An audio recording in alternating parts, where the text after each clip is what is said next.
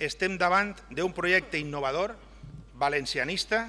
i que s'adapta a les necessitats pròpies i específiques de la comunitat valenciana del segle XXI. La llei que abordem des del nostre punt de vista, la llei de règim local valencià, té problemes que considerem que són importants, problemes derivats sobretot d'insuficiències. No aporta moltes novetats i quan ho fa, que jo crec que la novetat més gran és tot el que regula respecte a la participació ciutadana,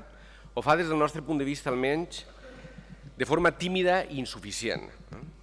A més, té altres defectes, com reforçar innecessàriament el paper de les províncies, una institució que nosaltres sempre hem defensat que és una institució caduca i que, atès que s'ha de contemplar perquè els ordenaments superiors ho diuen, hauria de regular-se, diguem, a la baixa en les seues competències no es fa,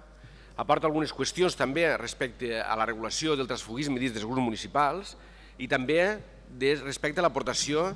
pel que fa a la segregació i fusió de municipis. Totes aquestes qüestions, en les que nosaltres teníem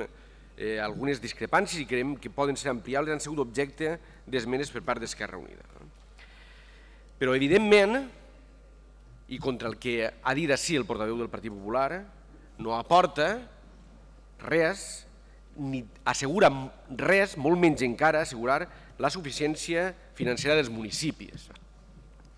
Per tant, una llei que teòricament deu de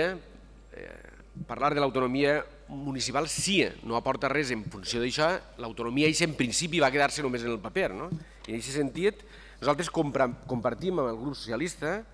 la preocupació pel finançament local, ja que és un gravíssim problema que afecta particularment als ciutadans i les ciutadanes d'aquest país. La creació del Fons de Cooperació Municipal, que és un manament estatutari i que, a més, ja està contemplat abans de la llei, no suposa res tal i com s'inclou a la llei. Caldria, des del nostre punt de vista, una altra llei, una altra regulació, una altra llei que abordara específicament el finançament local.